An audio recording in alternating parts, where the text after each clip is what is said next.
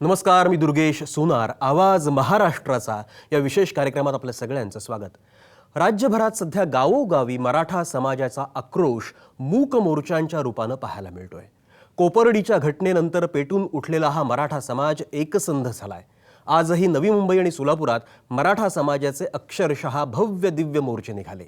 लाखो मराठा रस्त्यावर उतरले. अत्यंत शिस्तबद्ध पद्धतीने निघत असलेले हे जे काही मोर्चे आहेत ते मूक असले तरी त्यातला खतखत करणारा जो काही आवाज आहे तो बरंच काही सांगणार आहे. प्रक्षुब्ध मनांचा निशब्द हुंकार अशी या मोर्चांची कॅचलाईन आहे. एक मराठा लाख मराठा हे ब्रीद सुद्धा या मोर्चांच्या बॅनरवरती झळकताना दिसतंय. हे शब्द फार बोलके आहेत. त्यांना काहीतरी सांगायचं आहे. त्यांच्या मनातली जी काही आजपर्यंतची खतखत आहे ती त्यांना व्यक्त करायची आहे. काळजाच्या आत कुठेतरी दडलेला जो काही वेदनेचा ज्वालामुखी आहे तो आता धडका मारून वर येऊ पाहतो आहे. आणि हे सगळं होतंय तेही कोणा एका विशिष्ट नेत्याच्या शिवाय. म्हणजे या मोर्चाला कुणी एक असा नेता नाही की कुणी एक असा चेहरा नाही. या मोर्चांचा चेहरा आहे तो सर्वसामान्य आणि तळागाळातल्या मराठा समाजातल्या तरुण तरुणींचा. स्वयंस्फूर्तीनं हे सगळे मराठा समाजातले लोक आता एक होऊ लागलेले आहेत. खरं म्हणजे आजपर्यंत मराठा समाज नेहमीच तसं म्हटलं तर सत्ता केंद्री राहिलेला आहे. सत्तेची केंद्र मराठा नेत्यांकडे आजवर राहिलेली आहेत. सर्वसामान्य मराठा समाजातूनच हे मराठा राजकीय नेते मोठे झालेले आहेत. मराठा महासंघ, संभाजी ब्रिगेड, छावा यासारख्या मराठा जातीवरती आधारलेल्या संघटनांमधूनही कित्येकांची राजकीय कारकीर्द बहरलेली आहे. असं असताना सुद्धा या सगळ्या मोर्चांमध्ये हे प्रस्थापित मराठा नेते आत्तापर्यंत अग्रेसर असल्याचं दिसलेलं नाही. किंबहुना सर्वसामान्य मराठ्यांनी या प्रस्थापित नेत्यांना या मोर्चापासून दूरच ठेवलेलं आहे. मला वाटतं हा एक इशारा आहे. हा इशारा आहे प्रस्थापित मराठा राजकीय नेत्यांना. मराठी कवितेत जसं कविवर्य नारायण सुर्वेंनी प्रस्थापित कवींना इशारा दिला होता, कामगार आहे मी तळपती तलवार आहे, सारस्वतांनो थोडासा गुन्हा घडणार आहे, अशा शब्दात नारायण सुर्वेंनी प्रस्थापितांना खडे बोल सुनावलेले होते. मला वाटतं आता सुद्धा मराठा समाजातले सर्वसामान्य लोक याच पद्धतीचा इशारा प्रस्थापित नेत्यांना देऊ पाहतायत. कुठेतरी या मोर्चांचा जो काही गर्भित आवाज आहे तो अधिक सुस्पष्ट होण्याची गरज आहे. आणि म्हणूनच आपण आज या विषयाच्या अनुषंगानं बोलणार आहोत, ज्याचा विषय आहे मराठा समाजाचे मूक मोर्चे म्हणजे प्रस्थापित मराठा नेत्यांना इशारा आहे का. आणि त्यावरती चर्चा करण्यासाठी नेहमीप्रमाणे माझ्यासोबत आहेत नामवंत पाहुणे. भाजपचे प्रवक्ते मधू चव्हाण आपल्यासोबत या कार्यक्रमामध्ये सहभागी होत आहेत. काँग्रेसचे प्रवक्ते आमदार भाई जगताप आमच्या परळच्या स्टुडिओमधल्या कार्यक्रमामध्ये सहभागी होत आहेत. आमदार विद्या चव्हाण राष्ट्रवादी काँग्रेसच्या प्रवक्त्या आहेत, परळच्या आमच्या स्टुडिओमधनं सहभागी होत आहेत. कोल्हापूरच्या आमच्या स्टुडिओमधनं प्राध्यापक प्रकाश पवार जे राजकीय विश्लेषक आहेत आणि विशेषतः जातीपातीच्या राजकारणाचा आणि एकूणच आंतरिक संबंधांचा सगळा जो काही अभ्यास आहे हा प्राध्यापक प्रकाश पवार यांचा खूप दांडगा अभ्यास आहे. त्यांच्याकडनं आपल्याला सगळ्या मराठा समाजाच्या एकूणच राजकारणाची उकल आपल्याला करायची आहे. सोलापूरमधनं या कार्यक्रमामध्ये सहभागी होईल दीपा शिंदे. दीपा शिंदे या मराठा समाजाच्या प्रतिनिधी आहेत आणि आज सोलापूरमध्ये जो मोर्चा निघाला त्या मोर्चामध्ये त्या सहभागी झालेल्या होत्या. माधवी यादव पाटील या बेलापूरच्या आमच्या या स्टुडिओमध्ये सहभागी आहेत. दैनिक सकाळच्या आमच्या त्या प्रतिनिधी आहेत, मुंबई आवृत्तीमध्ये त्या काम करतात. आणि आज नवी मुंबईमध्ये जो मोर्चा निघाला त्या मोर्चाचं संपूर्ण वार्तांकन माधवी यादव पाटील यांनी त्या मोर्चासोबत चालून केलेलं आहे. आणि एकूणच त्या मोर्चामध्ये जे सहभागी झालेले सगळे मराठा समाजातले तरुण तरुणी असतील किंवा अगदी वयस्कर स्त्रिया असतील, त्यांच्यापासून ते अगदी सुशिक्षित लोक असतील, मग ते डॉक्टर असतील, मग ते वकील असतील, मग ते इंजिनियर असतील, या सगळ्यांशी त्यांनी संवादही साधलेला आहे. आणि त्यांनी बरेचसे अनुभव त्यांचे जे आहेत ते त्यांच्याकडे आहेत. सो त्याचं जे फर्स्ट हँड रिपोर्टिंग ज्याला म्हणतो ते त्यांच्याकडनं आपल्याला जाणून घ्यायचं आहे. या सगळ्यांसोबत आपल्याला ही सविस्तर सगळी चर्चा करायची आहे की ज्याचा मगाशी मी जो उल्लेख केला, या विषयाचा जो उल्लेख केला तो म्हणजे मराठा समाजाचे हे सगळे जे मूक मोर्चे निघत आहेत हा कुठेतरी प्रस्थापित मराठा नेत्यांना इशारा आहे का. आणि या विषयाची सुरुवात करताना सगळ्यात पहिल्यांदा मला माधवी यादव पाटील यांच्याकडेच जायचं. त्याचं कारण असं, मी मगाशी जो उल्लेख केला की आजच्या नवी मुंबईतल्या मोर्चाचं पूर्ण वार्तांकन त्यांनी केलेलं आहे, मोर्चासोबत ते चाललेले आहेत. माधवी यादव पाटील, एकूण मोर्चा जेव्हा तुम्ही कव्हर करत होता तेव्हा अनेक लोकांशी तुमचं बोलणं झालं, मोर्चाच्या आधीसुद्धा आणि मोर्चाच्या नंतरसुद्धा. काय नेमक्या रिॲक्शन्स होत्या, काय नेमकी त्यांच्या मनातली खतखत होती की ज्या खतखतीमुळे हे सगळे लोक एकत्र आले आणि आज मोर्चाच्या रूपानं संघटित झाले? काय कारण आहे? मला असं वाटतं की एक तळमळ आहे, त्यांची संताप आहे. अगदी चिमुकल्या 5 वर्षांच्या मुलामुलींपासून ते 70च्या आजी आजोबाही त्याच्यामध्ये सहभागी झाले होते. त्यांचे बोलके अनुभव खूप काही शिकवणारे होते. म्हणजे रायगड जिल्ह्यातल्या ग्रामीण भागातून काही आजी आल्या होत्या. मी मोर्चाच्या आधी सहज त्यांना विचारलं की कशासाठी, म्हणजे आता जवळजवळ तुमचं सगळं संपत आलेलं आहे आणि एवढ्या लांबून एवढे पायपीट कशासाठी तुम्ही करताय. तर त्यांचं असं म्हणणं होतं की आता आमचं सगळं जरी संपलं असलं तरी जे मी माझ्या मुलांनी भोगलंय, म्हणजे चांगले गुण असून आमच्या मुलांना BSc करून आमची मुलं घरात बसली आहेत, त्यांना त्यांच्या मनासारखी नोकरी नाही मिळाली, त्यामुळे ते दुःखी आहेत. ते दुःख माझ्या नातवंडांना नाही मिळायला हवं. त्यांच्या हक्कासाठी, माझ्या नातवंडांसाठी मी इथं आलेली आहे. काही तरुण मुली होत्या, त्यांना कोपर्डी प्रकरणाविषयी प्रचंड संताप आहे. त्यांचा इशाराच आहे, खबरदार जर आता मुलींवर वाईट नजर ठेवाल तर तुमची हयगय करणार नाही आम्ही. असे आता मुलींचे अनुभव होते. काही चिमुकली मुलं होते, त्यांना आरक्षण किंवा ह्या गोष्टी कळत नव्हत्या, पण समाजाविषयी काहीतरी आहे, आमचा मराठा समाज आहे म्हणून ती लोक इथं आली होती. प्रचंड बोलके अनुभव होते, संताप होता, तळमळ होती आणि कळकळ होती. मला सांगा माधवी यादव पाटील, हा सगळा जो कळकळीचा सगळा विषय आहे, संतापाचा विषय, हा आक्रोश आहे, हा नेमका कुणाच्या विरोधामध्ये होता असं काही जाणवलं तुम्हाला?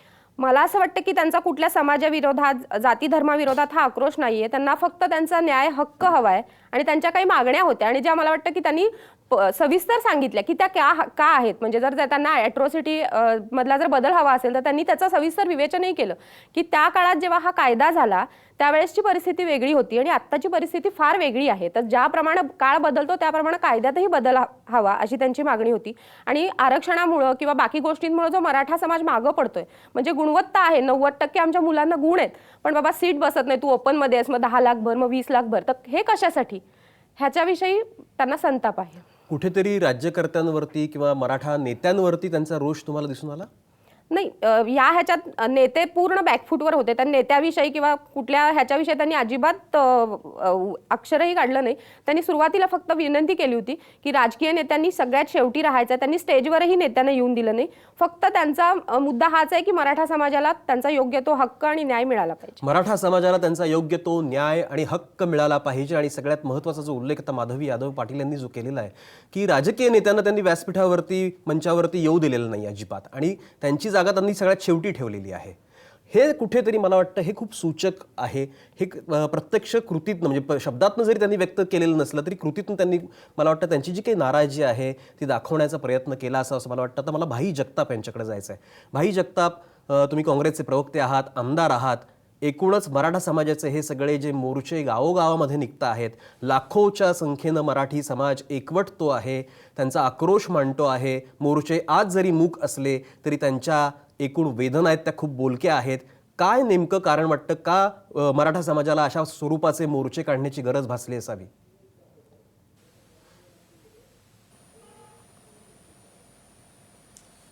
दुर्गेश, असं आहे याच्यामध्ये ही गोष्ट खरी आहे की राज्यभर विविध जिल्ह्यांमध्ये, तालुक्यांमध्ये, शहरांमध्ये लाखोंच्या संख्येने अतिशय शिस्तबद्ध असे मराठा समाजाचे मोर्चे निघत आहेत. आणखीन त्यांनी एक आदर्श घालून दिलेला आहे लोकशाहीच्या चौकटीतला की आमच्या मनामध्ये जरी क्रांती असली तरी आम्ही देशाच्या डॉक्टर बाबासाहेब आंबेडकरांनी दिलेल्या घटनेचं पालन करणारे आहोत आणि आमच्यामुळे कुठच्या समाजाला, कुठच्या धर्माला, कुठच्याही घटकाला आमचा त्यांच्यावर आक्षेप नाही, त्यांना त्रास होऊ नये, अशा पद्धतीचा एक मोठा आदर्श या सगळ्या मोर्चाच्या माध्यमातून ऐतिहासिक दृष्ट्या तुम्हाला आणि आम्हाला, जगाला हा पाहायला मिळालेला आहे. आता त्याच्यातली ही गोष्ट खरी आहे. त्यांच्या माधवीताई म्हणाल्या त्यांच्या त्या मताशी मी पूर्णतः सहमत आहे की मराठा समाजाच्या तरुणांमध्ये, तरुणींमध्ये, विद्यार्थ्यांमध्ये आणि एकूणच पालकांमध्ये सुद्धा जी खदखद आहे की आम्हाला आरक्षण मिळायला पाहिजे. कोपर्डीची घटना ही एक त्यातलं ज्याला म्हणतो आपण की त्या घटनेने संपूर्ण हेच बदलून गेलं. एकंदरीत समाजाचा दृष्टिकोनच बदलून गेला, समाजाच्या भावना बदलून गेल्या आणि त्याच्या बाबतीमध्ये त्यांचं जे म्हणणं आहे की त्यांना फास्ट ट्रॅक कोर्टवर घेऊन तात्काळ त्यांना हे शिक्षा झाली पाहिजे, जे योग्यच आहे. आणि म्हणून या संपूर्ण समाजाचं एकंदरीत जे चित्रण केलं जातं, विशेषतः आजपर्यंत आपण जे बघत आलो, स्वातंत्र्य काळानंतर सुद्धा, महाराष्ट्राच्या निर्मितीनंतर सुद्धा की अतिशय सक्षम, अतिशय राज्यकर्ता समाज आणि त्यांच्याकडे त्यांना काय गरज आहे याची, आरक्षणाची वगैरे वगैरे अशा भाषणामध्ये अनेक लोकांनी वल्गना सुद्धा केल्या, किंबहुना ह्या समाजावर नेहमी टीका करण्याचा प्रयत्न केला. आणि म्हणूनच आपल्याला आठवत असेल 2004 साली आघाडी सरकारने आपल्या जाहीरनाम्यामध्ये मराठा समाजाला आरक्षण देण्याची भूमिका घेतली. परंतु 2004ला कारण बापट समितीचा अहवालच मुळात, आपल्या ह्याला पार्श्वभूमी आहे, थोडासा एकच मिनिट जाईल कदाचित. 1980 साली मंडल आयोग आल्याच्या नंतर मराठा समाजाला उच्च वर्णीयांमध्ये जेव्हा टाकण्यात आलं, त्यामुळे त्याला आरक्षण नाकारण्यात आलं. त्याच्यावर जेव्हा शासनाने बापट आयोगाची निर्मिती केली, बापट आयोगाचा अहवाल जो आहे 2008 साली आला. आणि त्या 8 सालामध्ये 2008 साली सुद्धा बापट आयोगामध्ये स्पष्टपणे लिहिलं होतं की मराठा समाजाच्या एकंदरीत त्यांची जी आजची परिस्थिती आहे, ज्या पद्धतीने ते राज्यामध्ये आहेत किंवा ज्या पद्धतीने ते सत्तास्थानी आहेत, तर त्यांना मागासवर्गीयामध्ये टाकता येणार नाहीत, असा अहवाल होता तो. आणि त्याच्या उपर आघाडी सरकारने सराफ समितीची निर्मिती केली आणि मराठा मागासलेला नाही हा जो काही एक ग्रह होता तो त्यांना त्या अहवालामध्ये त्यांनी सांगितलं की याच्या बाबतीमध्ये तुम्ही वस्तुस्थिती काय आहे ती आपण या ठिकाणी दाखवण्याचा प्रयत्न करा. आणि म्हणून त्याच्यानंतर जर आपल्याला माहिती असेल, आपल्याला माहितच आहे, 21 मार्च 2013ला नारायण राणे समितीची गठीत झाली आणि 17 लाख कुटुंबांची प्रत्यक्ष जेव्हा चाचपणी करण्यात आली, प्रत्यक्ष पाहणी करण्यात आली, त्यामध्ये अतिशय विदारक असं चित्र मराठा समाजाचं, वस्तुस्थितीला धरून असणारं चित्र मराठा समाजाचं समोर आलं. जवळजवळ 89.5% समाजामधले मराठा समाज जो आज ह्या राज्यामध्ये 34% समाज आहे. लक्षात घ्या, आपण या देशाच्या 29 राज्यामध्ये एवढ्या मोठ्या पर्सेंटेजमध्ये, एवढ्या मोठ्या याच्यामध्ये असलेला समाज एकही नाही. आणि म्हणून या 34% समाजामध्ये आज 11.5 कोटी जनतेच्या ह्या 34% म्हणजे जवळजवळ 4 कोटीमध्ये जवळजवळ 89.5% समाज हा त्याचं वार्षिक उत्पन्न 1 लाखापर्यंतच आहे. शिक्षणामध्ये तसंच आहे, सविस्तर मांडणी करतात. भाई जगताप, तुमचा मुद्दा पोहोचला खरं म्हणजे की अगदी वस्तुस्थिती लक्षात घेऊन खतखत जी आज मनामध्ये आहेत तरुणांच्या, बरोबर, भाई जगताप तुमचा मुद्दा पोहोचला, त्या माध्यमातून हे सगळे आपल्या समोर चित्र आपल्या ही वस्तुस्थिती जी आहे मराठा समाजाची, की जो एकूण चित्रण आतापर्यंत केलं गेलं की मराठा समाज हा सक्षम आहे, त्याच्याकडे सत्ता केंद्र आहेत, असं वारंवार जे चित्र उभं केलं गेलं आणि त्याच्यामुळे कुठेतरी प्रत्यक्षात जे पिचला गेलेला मराठा समाजातला जो तळागाळातला वर्ग आहे त्यांचे मात्र हाल होत आहेत आणि त्याच्याकडे कुठेतरी लक्ष देण्याची गरज होती. आणि मला वाटतं त्याच अनुषंगानं हे सगळे मोर्चे आता निघतायत आणि लक्ष वेधून घेत आहेत. मला मधू चव्हाणांकडे जायचं आहे, भाजपचे प्रवक्ते आहेत मधू चव्हाण. मला सांगा, एकूण हा सगळा जो मराठा समाजाचा आक्रोश आहे तो आता रस्त्यावरती उतरला आहे आणि कुठेतरी मनामध्ये त्यांच्या एक सल आहे, एक शल्य आहे. आणि ते शल्य म्हणजे असं की आतापर्यंत आम्हाला डावललं गेलेलं आहे, आम्हाला आमचा हक्क मिळाला पाहिजे. हे असं का होतं, काय तुमचं निरीक्षण आहे?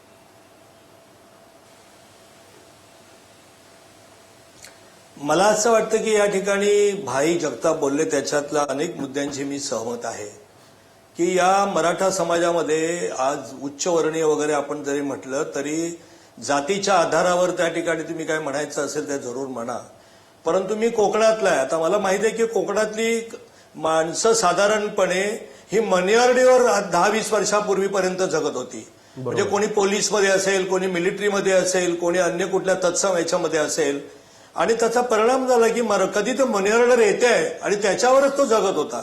म्हणजे मी आता कोकणातल्या चिपळूण आणखीन गुहागर या गावामधला आहे. तिथे आमच्या लहानपणी भाकरी तांदळाची मिळणं म्हणजे श्रीमंती समजली जायची किंवा भात खायला मिळणं म्हणजे श्रीमंती समजलं जायचं. हरकाचा भात वगैरे खायला मिळायचा. आणि शिक्षण त्या ठिकाणी क्वचित एखादा BA किंवा SSC झालेला असायचा. 7वी 8वी झाली की जा मुंबईला कुठेतरी तू नोकरी कर. आणि मग आमची अपेक्षा काय की तू कुठेतरी लिफ्टमन हो, वायरमन हो, फायरमन हो, फायर ब्रिगेडमध्ये जा, पोलिसामध्ये जा. आणि म्हणून ही जी त्या ठिकाणी भाईंच्या मताशी मी पूर्ण सहमत आहे की मराठा समाजात श्रीमंत आज सुद्धा कोकणामध्ये माझ्या गावामध्ये मी राहतो त्या ठिकाणी 80% शेतं जमीन ओसाड आहे, शेती परवडत नाही, व्यवसाय नाही कुठला. शहरं आता लोक पूर्वी पोट हातावर घेऊन शहराकडे यायची, परंतु महाराष्ट्रातली आता ती विविध शहरं आहेत, म्हणजे कोकणाला लागून असलेलं पुणे आहे, ठाणे आहे, नवी मुंबई आहे, मुंबई आहे, अशा पिंपरी चिंचवड आहे, ही जी काही शहरं आहेत तिथे आता राहणंही कठीण झालेलं आहे. म्हणजे शहरात जगता येत नाही, गावी शेतीवर त्या ठिकाणी उपजीविका करता येत नाही, अशा अवस्थेमध्ये आहे. बरं, मराठा समाज हा कुठला तुम्हाला राजकीय संरक्षण मागत नाहीये किंवा त्या ठिकाणी रिझर्वेशन मागत नाही की ग्रामपंचायतीमध्ये द्या, विधानसभेत द्या, लोकसभेमध्ये द्या, तो आपल्या कर्तृत्वाने निवडून येईल. आणि म्हणून आर्थिकदृष्ट्या दुर्बल त्या ठिकाणी मराठा समाज असलेला आहे, त्याचा विचार करणं अत्यंत आवश्यक आहे. अगदी बरोबर दुसरी आहे. गोष्ट अशी आर्थिकदृष्ट्या की भारतीय जनता पार्टीचं मत असं आहे आणि ते सर्व पक्षांचं आहे. मधु चव्हाण, एक मिनिट, तुमची भूमिका ही पोहोचते आहे. फक्त मला याच मुद्द्याच्या अनुषंगानं आता आपल्यासोबत डॉक्टर सुभाष भोसले आलेले आहेत, बेलापूरच्या आपल्या या स्टुडिओमध्ये आलेले आहेत. आजचा जो नवी मुंबईतला जो मोर्चा निघालेला आहे, ज्या पद्धतीने भाई जगतापांनी मांडणी केली आणि तुम्ही सुद्धा जी मांडणी करता आहात की मुळात मराठा समाजाला जे आरक्षण हवं आहे ते आर्थिक स्तरावरती हवं आहे. जो पिचला गेलेला वर्ग आहे मराठा समाजातला, की ज्यांची क्षमता नाही आहे, आर्थिकदृष्ट्या क्षमता नाही आहे, अशा लोकांना खरं म्हणजे आरक्षण हवं आहे. आणि या अनुषंगानं खरं म्हणजे त्यांची सगळी जी भूमिका आहे ती मांडली जाते. पण हे होत असताना मुळात मराठा समाज ज्या पद्धतीने आता एकवटतो आहे त्याच्या पाठीमागं नक्की अशी काहीतरी धारणा आहे. ती नेमकी धारणा काय होती, मला वाटतं भोसले तुम्ही सांगा. नमस्कार. आज जो काय नवी मुंबई रायगड या संयुक्त विद्यमानाने जो मराठा समाजाचा मोर्चा निघाला, ह्या मोर्चामध्ये बहुसंख्य मराठा समाज आज सामील झालं होतं. आणि आपण जसं म्हणत आहात की मराठा समाज हा दुर्लभ घटक जो बनलेला आहे, त्याच्यासाठी समाजातून जी काय एक प्रकारची प्रतिमा तयार झाली की कोकणातला समाज किंवा मराठवाड्यातला समाज किंवा विदर्भातला समाज हा भौगोलिकदृष्ट्या संपन्न नाही आहे. म्हणून ह्या एकोपाची जी भावना तयार झाली, त्यासाठी समाज एकत्र येऊन ज्या काही घटना घडत आहेत त्याच्याविरुद्ध लढा द्यायचा आहे, हा लढा यशस्वी करायचा आहे, हा समाजाने ठरवलं आहे, अशी माझी भावना आहे. याच मुद्द्यावरती फक्त विद्या चव्हाणांचं मत आपण जाणून घेऊ आणि नंतर ब्रेक घेऊ. विद्या चव्हाण, तुमची काय भूमिका आहे मराठा आरक्षणाच्या संदर्भात आणि एकूणच हे जे मोर्चे निघत आहेत त्या संदर्भात?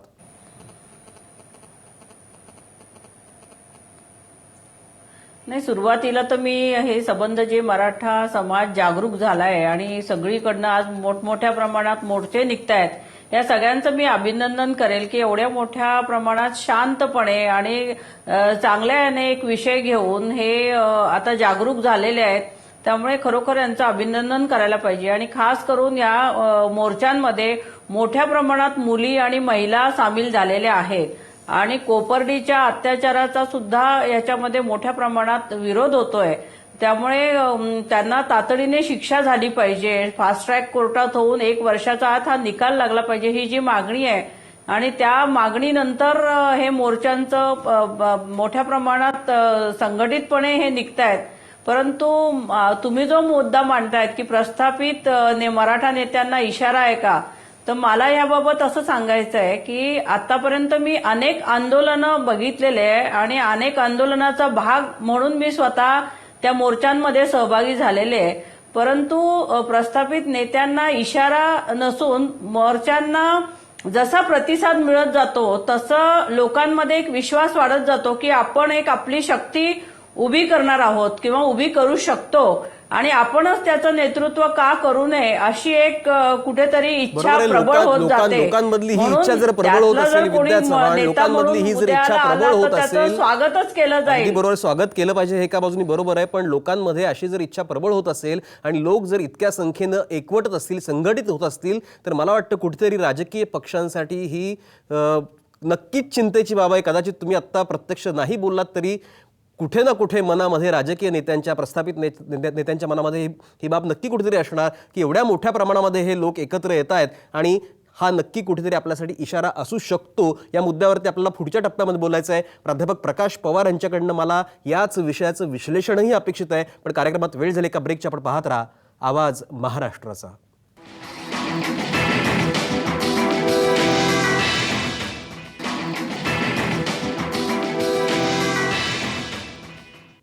नमस्कार. आवाज महाराष्ट्राचं मध्ये आपल्या सगळ्यांचं पुन्हा एकदा स्वागत. आपण चर्चा जी करतो आहे ती म्हणजे मराठा समाजाच्या मूक मोर्चांच्या निमित्ताने सध्या जे एकूणच राज्याचं जे काही राजकीय वातावरण असेल किंवा एकूणच सामाजिक वातावरण जे आहे ते ढवळून निघालेलं आहे.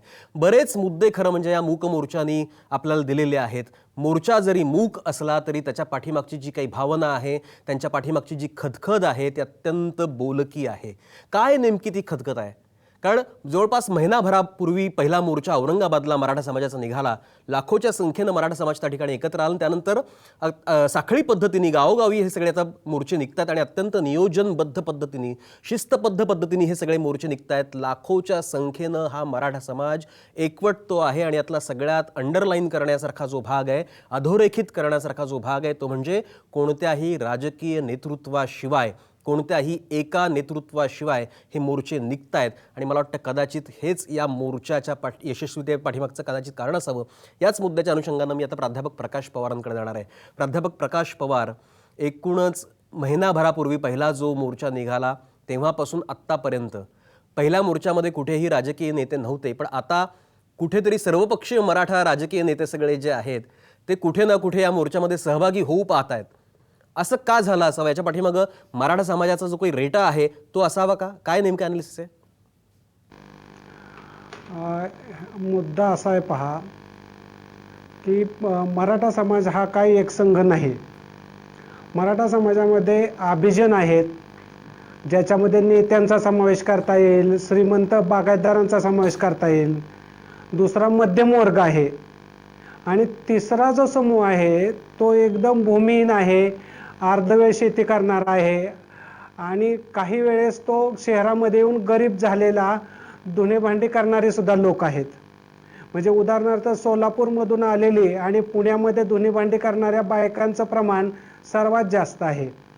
तुम्ही जर मावळामधून आलेल्या महिला बघितल्या पुण्यामध्ये का धुणे भांडी करणाऱ्या, तर त्यांचंही प्रमाण जास्त आहे. हे तुम्ही एक सामाजिक चित्राची वस्तुस्थिती पाहिल्यानंतर हा एक वर्ग दुसऱ्या वर्गापासून पूर्णपणे वेगळा आहे आणि या प्रत्येकाची वर्ग जाणीव सुद्धा वेगळी आहे. ही जी वर्ग जाणीव आहे त्या वर्ग जाणीवेमध्ये राजकारण करणाऱ्या व्यक्तींनी त्यांची धोरणं ठरवताना सार्वजनिक धोरणामध्ये ज्या चुका केल्या त्या चुकांचा फटका हा या सर्वसामान्य लोकांना बसलेला आहे. आणि आता सर्वसामान्य लोकांची अशी अपेक्षा आहे की ह्या सार्वजनिक धोरणामध्ये बदल झाला पाहिजे. सार्वजनिक धोरणामध्ये बदल होत नाही हे सुद्धा त्यांनी 1980 पासून आतापर्यंत अनुभवलेलं आहे. म्हणजे उदाहरणार्थ 1980च्या दरम्यान जेव्हा अण्णासाहेब पाटलांनी प्रयत्न केला तिथपासून ते आतापर्यंत सातत्याने एक मागण्या होत होत्या आणि त्या मागण्यांच्या दरम्यान बऱ्यापैकी या गरीब मराठ्यांच्या बद्दल जे बोललं गेलं ते एका अर्थाने अभिजन वर्गाबद्दल बोललं गेलेलं होतं, परंतु ते लागलं सर्व हे खालच्या तळागाळातल्या मराठा समाजाला. म्हणजे त्यांच्याकडे बँक आहे, त्यांच्याकडे सहकार सम्राट आहेत, ते राज्याचे राज्यकर्ते आहेत, या सर्व गोष्टी चित्रपटाच्या स्टाईलनं मांडल्या गेल्या आणि त्यामुळं परिणाम असा झाला की एक आतूनच उद्विग्नता निर्माण झाली. ही जेव्हा उद्विग्नता निर्माण होत होती तेव्हा 1991 नंतर जागतिकीकरणामुळे लोकांच्या अपेक्षा सुद्धा उंचावल्या. म्हणजे आता जे मधु चव्हाण सांगत होते की तेव्हा लोक कसे जगत होते आणि भात खाल्लेला सुद्धा खूप श्रीमंतीचं प्रतीक वाटत होतं, आता लोकांना अशा काय गोष्टींचं महत्त्वच नाही राहिलेलं. हे इतकं मोठ्या प्रमाणात अपेक्षा उंचावल्यामुळे त्या उंचवलेल्या अपेक्षा सुद्धा पूर्ण होत नाहीत आणि या सर्वांचा क्रायसिस म्हणून प्रथम दर्शनी गरीब मराठा या मोर्चांमध्ये उतरत आहेत. परंतु उतरत असताना त्यांनी मोर्चांमधलीच 3 स्टेटमेंट तुम्ही घेतली. पहिलं स्टेटमेंट त्यांचं होतं आम्हाला सामाजिक नेतृत्व पाहिजे. दुसरं त्यांचं स्टेटमेंट जे होतं ते म्हणजे असं होतं की राजकीय नेत्यांनी शेवटाला राहावं, मोर्चाच्या सुरुवातीला येऊ नये. तिसरं त्यांचा मुद्दा असा होता की नेतृत्व जे आहे ते आमचं नेतृत्व करू शकत नाही, म्हणजे असणारं नेतृत्व. याचा अर्थ मराठा समाजाने अभिजन नेतृत्व हे पूर्णपणे रिजेक्ट केलेलं आहे. अगदी बरोबर आहे प्रकाश पवार. या मुद्द्यावरती मला भाई जगतापांना बोलतं करायचंय, मधु चव्हाणांनाही बोलतं करायचं आणि विद्या चव्हाणांनाही बोलतं करायचंय. अभिजन मराठा नेतृत्व हे या सर्वसामान्य मराठा लोकांनी नाकारलेलं आहे. बोला भाई जगताप.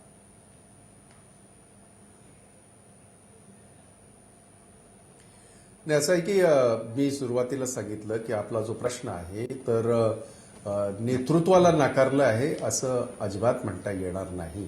अर्थात या मोर्चांचं नेतृत्व हे करत नसतील किंवा त्यांनी करूही नये, आमच्यासारख्यांनी किंवा कुठल्याही राजकीय ह्याच्याने करू नये, कारण हा पूर्णतः समाजाचाच तो मोर्चा असावा अशी भावना सगळ्यांचीच आहे. मोर्चेकऱ्यांची सुद्धा आहेत आणि राजकारण्यांची सुद्धा आहेत. प्रकाश पवार विश्लेषक आहेत आणि अभ्यासू आहेत. त्यांचं फक्त एका गोष्टीकडे लक्ष वेधू इच्छितो, ते असं आहे, मी सुरुवातीलाच सांगितलं होतं की ते जे म्हणतात आहेत बागायतदार, बँकवाले, शिक्षण सम्राट वगैरे वगैरे, मध्यमवर्ग, हा सगळा मोजून हा 10% आत आहे. कारण आणि हे आकडेवारी माझी भाई जगतापाची नाही, हा सर्वे आहे, तो त्यांच्याकडे असायला हवा. खरं तर मी सुरुवातीलाच सांगितलं 89.5% म्हणजे 90% समाज हा त्यांची वार्षिक त्यांचं जे उत्पन्न आहे ते 1 लाख आहे. आणि म्हणून हा रोष हा संपूर्ण व्यवस्थेपेच्या विरोधातला आहे. मुळात भाई मी जगताप आपल्याला एक गोष्ट व्यवस्थेच्या सांगितली विरोधातला की हा आम्ही सगळा रोष याच्यासाठी आहे. पण प्रयत्न मला सांगा भाई पाटलांचं जगताप, आपण भाई जगताप, नाव भाई हे केलं, जगताप, भाई जगताप, व्यवस्थेच्या विरोधातला हा खरं म्हणजे रोष आहे असं तुम्ही स्वतःच म्हणता आहात. इतकी वर्ष तुम्ही खरं म्हणजे सत्तेमध्ये होता, त्यावेळेला तुम्हाला हा रोष नाही जाणवला का?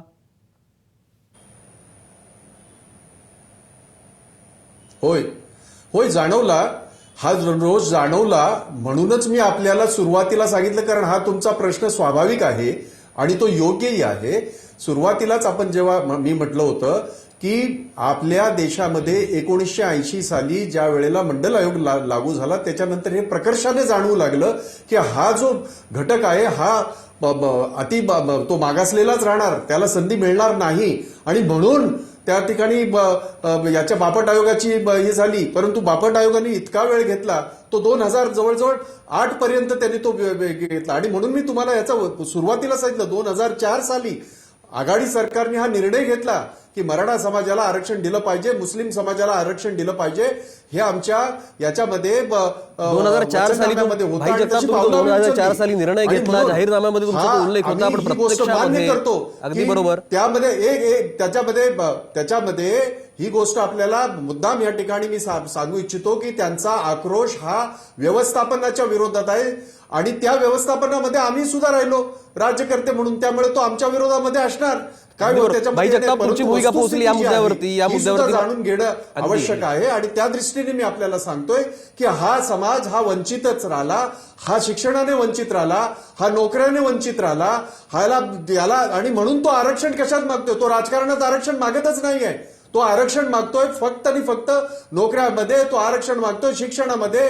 आणि जाहीरपणे ह्या गोष्टीचा सगळ्याचा उहापोह याच्यापूर्वी सुद्धा झालाय, त्याचाच पुनरुच्चार या ठिकाणी मी केलेला आहे. मला आता मधु चव्हाणांकडे जायचं. मधु चव्हाण, भाई जगतापांनी त्यांची भूमिका मांडली. ते म्हणतात की 2004 साली त्यांनी तो आरक्षणाचा विषय आणला होता, जाहीरनाम्यामध्ये तो मुद्दा होता, तसा निर्णय त्यावेळेला सरकारने केला होता, पण प्रत्यक्षात अजूनही ते झालेलं नाही. आता किमान तुम्ही सत्तेमध्ये आहात, भाजपची सत्ता आहे, किमान तुम्ही तरी हा विषय मार्गी लावणार का मधु चव्हाण? हा एका राजकीय भाईंच्या मताशी मी सहमत आहे. हा एका राजकीय पक्षाचा विषयच नाहीये. मी अतिशय स्पष्टपणे सांगतो सगळ्यांबरोबर, या देशामध्ये स्पष्टपणे कोणी बोलायला गेलं तर तो अग्निक जातीच्या विरोधात आहे, तमुक जातीच्या विरोधात आहे, अशा तऱ्हेचं त्याच्यावर शिक्का मारला जातो. मंडल आयोग हा या देशामध्ये काही काळ श्रीमती इंदिरा गांधींनी दुर्लक्ष केलं होतं, त्या अतिशय दूरदृष्टी. मला वाटतं मधु चव्हाणांचा संपर्क तुटलेला आहे. विद्या चव्हाण, तुम्ही सांगा, जसं मगाशी प्रकाश पवारांनी स्पेसिफिक अशी मांडणी केली की हा सगळा जो उद्वेग आहे, ही जी उद्विग्नता आहे, ती प्रस्थापित अभिजन मराठा नेत्यांच्या विरोधातली आहे, हे कुठेतरी आपल्याला मान्य करायला हवं. हे तुम्ही मान्य करता का? आणि पाहिजे तुम्हाला, पण माझं उष्ट आहे. नाही, मान्य जरी करत असलो तरी मला मला वाटतं विद्या चव्हाणांचा सुद्धा संपर्क होत नाहीये. मधु चव्हाणांना आवाज पोहोचतोय का? मधु चव्हाण आवाज पोहोचतोय? माझा आवाज येतोय का आता? हा, तुमचा आवाज आला. आता आता बोला मधु हा, चव्हाण. तुमचा आवाज येतोय ऐकायला मला. हा, आता बोला तुम्ही. असं आहे की त्या ठिकाणी मंडल आयोग काढला गेला. तो मंडल आयोग फार मोठ्या सर्वसामान्य जनतेच्या उद्धारासाठी व्ही पी सिंगनी काढला नाही. देवीलालनी त्यावेळेला प्रचंड शक्ती प्रदर्शन केलं, त्यावेळेला त्यांना शह देण्यासाठी काढला.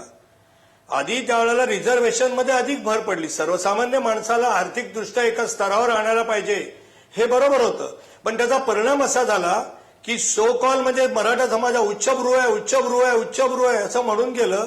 आज अनेक प्रकारचं दारिद्र्य त्या समाजामध्ये आहे.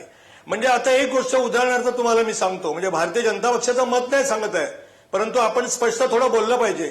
या मोर्चांमधून ज्या कुजबूज ऐकायला येतात, तुमच्याच सारख्या वार्ताहरांच्याकडून ऐकायला मिळतात, त्यात एक छोटी कुजबूज सांगतो, विदारक सत्य सांगतो की एंट्री पोस्ट समजा 100 जागा क्लार्कच्या आहेत, तर जो मागासवर्गीय आहे म्हणजे तो त्या ठिकाणी शेड्यूल कास्ट आहे, शेड्यूल ट्राईब आहेत, आदिवासी आहेत, अन्य समाजातले आहेत, आर्थिकदृष्ट्या दुर्बल घटक आतापर्यंत पिचलेले होते, त्यांना आर्थिकदृष्ट्या सक्षम करण्यासाठी समजा 100 जागा कारकुनाच्या आहेत, तर एक 40 जागा उदाहरणार्थ आपण रिझर्व्ह ठेवायच्या आणि 60 जागा त्या ठिकाणी आपण ओपन ठेवायच्या एंट्री पोस्टला.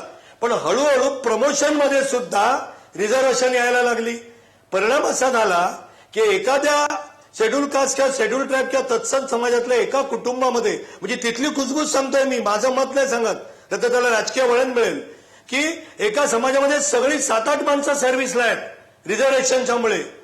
म्हणजे नवरा आहे, बायको आहे, मूल आहे, सून आहे, सगळे आहेत, आणि त्या घरात त्या ठिकाणी 1.5-2 लाख रुपये पगार येतोय. तर मराठा समाजने अन्य आर्थिकदृष्ट्या दुर्बल समाजामध्ये केवळ तो उच्च जातीचा आणि रिझर्वेशनमुळे त्याला नोकऱ्या नाहीत. त्याच्या घरामध्ये 5 माणसं शिकलेली असतील तर एक मुलाला सुद्धा नोकरी नाही. आज जो समाज मूकपणे, तुम्ही मगाची बरोबर शब्द वापरला, समाज मूक असला तरी फार बोलकाने उद्विग्न आहे. आणि राजकीय पक्षाने, आम्ही राजकीय अभिनिवेशाने जातीमध्ये काही लोकांनी, काही अपवाद सोडा, काही लोकांनी मतांसाठी उपयोग करून घेतलाच की मराठा समाजाचा. आपण तर म्हणून ते आम्हाला नेत्यांना बाजूला ठेवतात. उदाहरणार्थ बाबासाहेब पुरंदराला बक्षीस द्यावं की नाही, मग त्या ठिकाणी संभाजी ब्रिगेड वगैरे आहे, त्यांनी ब्राह्मण मराठा आवाज सुरू केला. अनेक गोष्टी त्या ठिकाणी सुरू झाल्या. आता सुद्धा कोपर्डीचा दुर्दैवाने जो अत्याचार झालेला आहे, तो अत्याचारामध्ये त्या ठिकाणी बळी पडलेली जी मुलगी आहे ती मराठा समाजातली आहे आणि अन्यायाने अत्याचार करणारे दलित समाजातले आहेत. त्याला वेगळं वळण दिलं. वास्तविक एखादी अत्याचारी स्त्री ही पहिल्यांदा स्त्री असते आणि अत्याचार करणारा पुरुष हा त्या ठिकाणी राक्षसी पाशवी असा विकृत मनोवृत्तीचा अतिशय राक्षस असतो. तो त्याला जातीचं त्या ठिकाणी रंग देणं चूक आहे, परंतु दिले गेले. उदाहरणार्थ नगर जिल्ह्यामध्ये बलात्कार झाला, खून झाले, तेव्हा दलित नेते पटकन पुढे आले ना की बहुजन समाजाचा, सवर्णांचा दलितांवर अन्याय अत्याचार, आणि इन्व्हेस्टिगेशन नंतर सिद्ध काय झालं की त्यांच्या कौटुंबिक वादातूनच त्या मागासवर्गीयांचे खून झाले होते. आणि तुमचा प्रश्न बरोबर आहे. आज या समाजाला असं वाटतंय की राजकीय नेत्यांनी बाजूला जावं, पण आम्ही राजकीय नेते जरी राजकीय पक्षात असलो तरी राजकीय पक्ष सुद्धा समाजाचा एक घटक आहे. त्याच्यात काम करणारे कार्यकर्ते भिन्न भिन्न जातीचे आहेत. त्यामुळे माझ्यासारखा मराठा असेल, जगतापांसारखा असेल, विद्याताईंसारखा असेल, आम्हाला असं वाटतं की या समाजाचा जो आक्रोश आहे तो आक्रोश समजून घेतला पाहिजे. आज बरोबर आहे, या लाखोंच्या समाजाचा संख्येने कोणाचाही निषेध न करता लोक अगदी बरोबर. एकत्र मधु येतात. चव्हाण, मधु हा चव्हाण, तुमची भारताच्या भूमिका, लोकशाहीतला चमत्कार आहे. तुमची भूमिका पोहोचली. मला आता विद्या चव्हाणांकडे जायचं. विद्या चव्हाण, आता माझा आवाज पोहोचतो तुमच्यापर्यंत? विद्या चव्हाण, माझा आवाज पोहोचतो? हो, येतोय. हा, मगाशी मी तुम्हाला जो प्रश्न विचारला होता की हे सगळं कुठेतरी तुम्ही मान्य करता का की हो, राजकीय येतोय. नेतृत्व तुमचं नाकारलं या लोकांनी?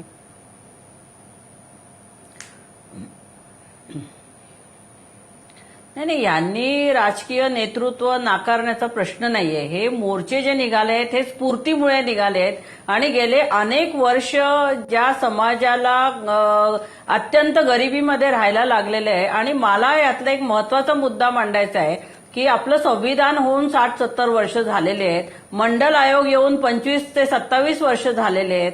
आपण कधीतरी आढावा घेतलेला आहे की ज्यांना आरक्षण आपण दिलेलं आहे त्या किती श्रेणीतल्या लोकांना आपण या आरक्षणामुळे वरच्या स्तरावरती आणलेलं आहे, याचा आढावा घेणं खूप जरुरी आहे. कारण ह्या मोर्चामध्ये सहभागी झालेल्या अनेक लोकांनी अशी मतं व्यक्त केलेली आहे की ज्यांना खूप गरिबी आहे, जे शेतीमध्ये ज्यांना उत्पन्नाचं साधन नाहीये, ज्यांच्या घरामध्ये नोकऱ्या नाही आहेत, अशा गरीब आर्थिक परिस्थितीतल्या लोकांनाच आरक्षणाचा लाभ मिळावा अशी मतं अनेक जणांनी व्यक्त केलेली आहेत. तेव्हा मला असं वाटतं आता कुठल्याही जाती धर्माच्या लोकांची हीच मागणी राहील की आता जे आर्थिकदृष्ट्या एकदम खालच्या स्तरावरती आहेत त्यांना आरक्षणाचा लाभ मिळून त्याचा फायदा त्यांना मिळायला पाहिजे. परंतु 50-60 वर्षानंतरही आपण याचा आढावा घेतलेला नाहीये. डॉक्टर बाबासाहेब आंबेडकरांनी जेव्हा संविधान आणलं, जेव्हा मंडल आयोगाने आरक्षण दिलं, तेव्हाही त्यांनी ठराविक वर्षाच्या मर्यादा दिल्या होत्या. परंतु आपण जो आढावा घेतला पाहिजे तो आढावा आजही आपण घेतलेला नाहीये आणि तो घेणं आवश्यक आहे. आणि बरोबर ज्या आहे. समाजाला याचा आढावा घेतला पाहिजे. विद्या चव्हाण तुमची भूमिका आवश्यक तुमची त्यांना भूमिका आपण तुमची हा भूमिका लाभ विद्या देण्याचा चव्हाण प्रयत्न पोहोचली. केला विद्या चव्हाण मी तुम्हाला थांबवतो. मला दुर्गेशजी हा बोला भाई. दुर्गेश हा बोला. हा एकच गोष्ट याच्यामध्ये मला अजून ऍड करावीशी वाटेल ती अशी की मुळात एकतर आरक्षण कुणाचं तरी कमी करा, मागासवर्गीयांचं कमी करा किंवा बाकी कुणाचं कमी करा असं अजिबात म्हणणं मराठा समाजाचं नाही. अनेक वेळेला या बाबतीमध्ये चर्चा झालेल्या आहेत. कुणाच्याही आरक्षणाला धक्का न लावता मराठा समाजाला जे काँग्रेसने आणि आघाडीने 16% जे आरक्षण दिलं होतं ते मिळावं अशा पद्धतीचा त्यांची मागणी आहे. ती पहिली तेव्हाही होती, आजही आहे. कारण त्या माध्यमातून अध्यादेश काढून ज्या वेळेला हा अध्यादेश काढला गेला तेव्हा 6 महिन्यामध्ये त्याचा लाभ मुस्लिम समाजाला आणि मराठा समाजाला प्रवेशामध्ये असेल किंवा बाकीच्या ह्याच्यामध्ये मिळालेला आहे. आणि आज जो कोर्टाने ते हे केलेलं आहे त्याच्यामध्ये ज्या त्रुटी होत्या त्या त्रुटी दूर करणं आवश्यक होतं या सरकारने, ज्या सरकारने केलेल्या नाहीत. सुप्रीम कोर्टामध्ये गेल्या 17 महिन्यापासून तुमची भूमिका पोहोचली. तुम्ही म्हणता आपले कायदे उभे मांडता तो मुद्दा, त्या मुद्द्यावरती मधू चव्हाणांना मी विचारेन. त्यामुळे जो मुद्दा मांडता त्याच्यावरती मी मधू चव्हाणांना विचारेन. पण त्याच्या आधी आम्ही विसरू शकणार नाही. उन्हा आम्ही विसरू शकणार नाही. बिहारमध्ये झालेल्या घटना, युपीमध्ये झालेल्या घटना, दलितांवर झालेले अन्याय अत्याचार विसरू शकणार नाही. अगदी बरोबर आहे. तुमचा मुद्दा पोहोचला. मला डॉक्टर शिवदास भोसलेंकडे जायचं आहे. यासाठी ही गोष्ट मला या ठिकाणी बरोबर आहे. तुमचा मुद्दा पोहोचला. तुम्ही ज्या पद्धतीने मांडणी करता ते एका अर्थी आपण बाजूला ठेवूया, मान्य करूया. त्याच्यावरती मधू चव्हाणांची रिॲक्शन मला घ्यायची आहे. पण त्याच्या आधी मला डॉक्टर शिवदास भोसलेंकडे जायचं. कारण ज्या पद्धतीने आपण ही सगळी चर्चा करतोय, जे मुळात स्वतः मोर्चामध्ये सहभागी झालेले आहेत, जे सर्वसामान्य मराठा आहेत, त्यांना नेमकं काय वाटतंय, त्यांची नेमकी मागणी काय आहे, हे पहिले आपण समजून घेऊ. डॉक्टर शिवदास भोसले. नमस्कार. नक्कीच मी भाई जगताप सरांच्या मताशी सहमत आहे. पण या समाजाने आज प्रस्थापित जे नेतृत्व आहे हे नक्कीच झिडकारलेलं आहे. कारण आजच्या मोर्चामध्ये डॉक्टर्स, वकील, इंजिनियर, तरुण, युवती, महिला वर्ग इतक्या प्रचंड संख्येने उपस्थित होतं. हे का उपस्थित होतं ह्या राजकारण्यांनी किंवा आमच्या नेत्यांनी विशेषतः लक्षात घेतलं पाहिजे. म्हणून आज विहिरीत नेते हा जो मोर्चा आपण जो पाहतोय, जो प्रत्येक जिल्ह्यामध्ये प्रत्येक तालुक्यामध्ये तून येणाऱ्या लोकांची जी आज आपण संख्या पाहतोय तो ह्या प्रस्थापित नेत्यांच्या विरोधातच आहे. कारण आज जसे भाई जगताप सर बोलले की 2004 साली जे आपण मराठ्यांना आरक्षण देणार आहोत या संदर्भात शासनाने विचार केला होता, किंवा जसे प्राध्यापक पवार सर बोलले की हा जो मराठा समाज आहे तो विखरित आहे, म्हणजे बागायतदार आहे, बँकवाले आहेत किंवा कॉलेजवाले आहेत, असं नसून हा समाज संपूर्ण महाराष्ट्रात वेगवेगळ्या विभागात मोडला गेला आहे. त्यांची जी आजची परिस्थिती आहे ती परिस्थिती पाहता हा समाज किंवा जो महिला वर्ग स्वतःहून उपस्थित राहतो त्याचं कारण हे एकच आहे की ह्या समाजाला कुठेतरी आपल्या भावना कुणीतरी दुखवलेल्या आहेत.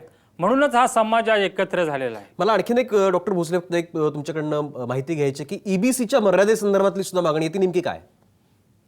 ईबीसी म्हणजे सर कसं आहे, आता काही वेळा ज्या वेळेला शिक्षणामध्ये ज्या वेळेला प्रवेश मिळतो आणि त्या प्रवेशामध्ये जी कॉलेजची फीज असते किंवा जे आपल्याला राहण्यासाठी वसतिगृह असतं, ह्या वसतिगृहामध्ये सवलती मिळत नाहीत.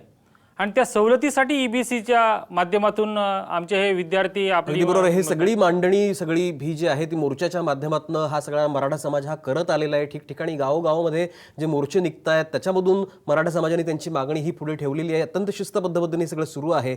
मला आता अगदी आपण शेवटाकडे, समारोपाकडे या कार्यक्रमाच्या आलेलो आहोत. फक्त दोघा जणांना मला बोलतं करायचं. याच्यामध्ये एक मधू चव्हाण, कारण आता ते सत्ताधारी पक्षाचे प्रवक्ते आहेत, आणि दुसरं मला प्रकाश पवारांकडे जायचं, कारण एकूणच अनालिसिस या सगळ्याचं कुठेतरी करण्याची गरज आहे. मधू चव्हाण, सुरुवातीला मला तुम्ही सांगा की एकूण ही सगळी जी चर्चा आहे, मराठा समाजाचा आक्रोश आहे, तुम्ही सत्तेमध्ये आहात, सत्ताधारी पक्ष तुम्ही आहात, अशा वेळेला त्याची दखल तुम्हाला घ्यायला लागणार तर आहेच आहे. आणि मुळात त्यांचे जे प्रश्न आहेत, मग तो आरक्षणाचा मुद्दा असेल तर ईबीसीची कमाल मर्यादा ठरवण्याचा मुद्दा असेल, मुख्यमंत्र्यांनी जी मुलाखत मध्यंतरीच्या काळामध्ये दिली त्याच्यामध्ये त्यांनी ईबीसीची मर्यादा वाढवण्याचा विचार करू असं म्हटलं, पण ती किती करू हे मात्र क्लिअर केलं नाही. मला वाटतं मधू चव्हाण हे क्लिअर करण्याची गरज आहे. आणि मला वाटतं या कार्यक्रमाच्या माध्यमातून भाजपचे प्रवक्ते म्हणून, सत्ताधारी पक्षाचे प्रवक्ते म्हणून तुम्ही ही भूमिका स्पष्ट करावी.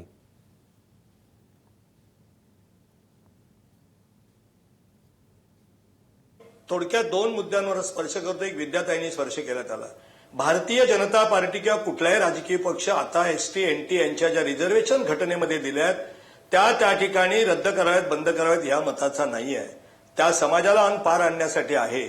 पण विद्याताई बरोबर म्हणाल्या की 60-70 वर्षाच्या काळात परमपूज्य डॉक्टर बाबासाहेब आंबेडकरांनी दर 10 वर्षांनी याचा रिव्ह्यू घ्यावा सवलतींचा. याचं कारण असं की त्यांचं मत होतं की मी एका प्रिव्हिलेज क्लासच्या विरोधात लढतोय, सवलतीवर झगडा, आणि म्हणून जर मी या सवलतींचा विचार जर केला नाही तर ह्याच सवलती देत राहिलो तर माझा समाज किंवा तो समाज प्रिव्हिलेज क्लास होईल. आणि म्हणून आता खरंच त्या समाजाला ज्या सवलती 60-70 वर्षात दिल्यात तो समाज खरंच वर आला. मला वाटतं मधू चव्हाणांचा संपर्क तुटलाय. प्रकाश पवार, आपण कार्यक्रमाच्या शेवटाकडे आलेलो आहोत. अगदी शेवटचे 1-2 मिनिटं आपल्या हातामध्ये आहेत.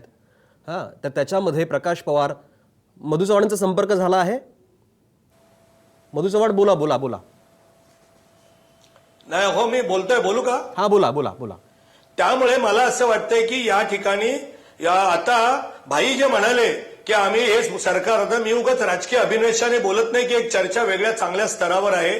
कारण मी विचारू शकतो 15 वर्ष जर सुशीलकुमार शिंदे सोडले तर तुमचे सगळे मराठा मुख्यमंत्री होते, त्यांना हे कळलं नाही का? पण त्या विषयात मी जात नाही.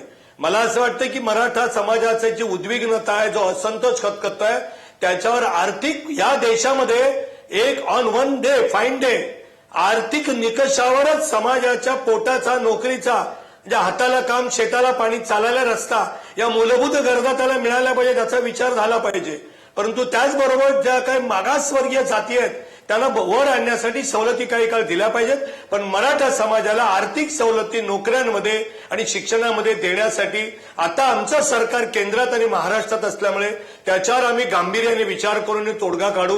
राहिला अॅट्रॉसिटीतल्या त्रुटी, त्याही विचार करण्यासारख्या आहेत, पण तो केंद्राकडे कायदा असल्यामुळे सर्वांनी मिळून त्याच्यावर आपण तोडगा काढणं आवश्यक आहे असं माझं मत आहे. या मुद्द्यावर त्याला शेवटाकडे आपण जाऊया. प्रकाश पवार, एकूण सगळी ही भूमिका आपण ऐकलेली आहे. राजकीय प्रवक्ते काय म्हणतायत ते ऐकलेलं आहे. प्रत्यक्ष मोर्चेकरी जे आहेत त्यांची भूमिका आपण ऐकलेली आहे. डॉक्टर प्रकाश पवार, जाती व्यवस्थेचे अभ्यासक म्हणून, राजकीय विश्लेषक म्हणून या सगळ्या मोर्चांचं ॲनालिसिस, कारण एकूणच आत्तापर्यंतच्या महाराष्ट्राच्या आपल्या वाटचालीमध्ये, इतिहासामध्ये एवढ्या मोठ्या प्रमाणामध्ये सातत्यानं गावोगावी मोर्चे निघतात एका विशिष्ट समाजाचे, हे मला वाटतं कुठेतरी वेगळ्या स्वरूपाचं निदर्शक आहे. ते नेमकं काय आहे मला वाटतं शेवटच्या 1 मिनिटामध्ये हे तुम्ही मांडावं आणि त्याच्यानंतर आपण चर्चेचा समारोप करू. याच्यामधला मुद्दा असा आहे की मराठवाड्यात आरंभी मोर्चे निघाले, ते मोर्चे आणि आता अलीकडे मोर्चे निघत आहेत, त्या 2 घटकांमध्ये वेळ पण आहे.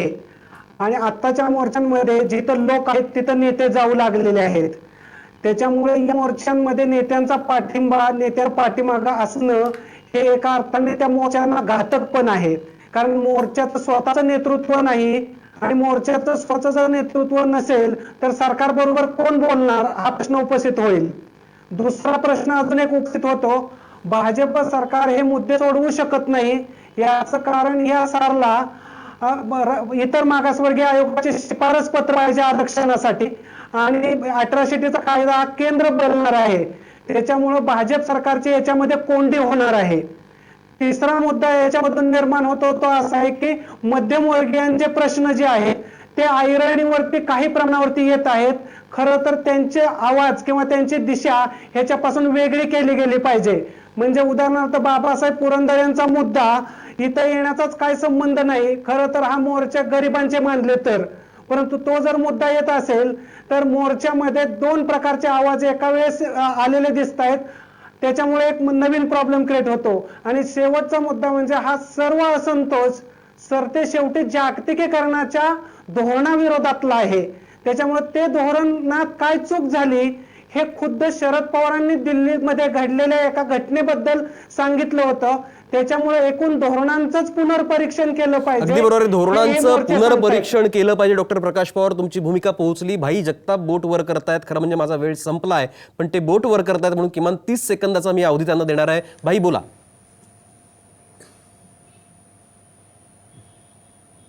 नाही, माझं म्हणणं असं आहे की त्याच्यामध्ये प्रकाश पवार जे म्हणत आहेत ते काही अंशी खरं आहे, परंतु या गोष्टीचा कुठंही मराठा समाजाच्या यांनी उहापोह केलेला नाही. याच्या अॅट्रॉसिटी कायदा रद्द करावा अशा प्रकारची कसली भूमिका मराठा समाजाची नाही. त्याचा जो दुरुपयोग होतोय त्याचा पुनर्विचार करावा. अगदी बरोबर आहे. आणि आता जे मधु चव्हाण म्हणाले आणि जे खरं आहे, कारण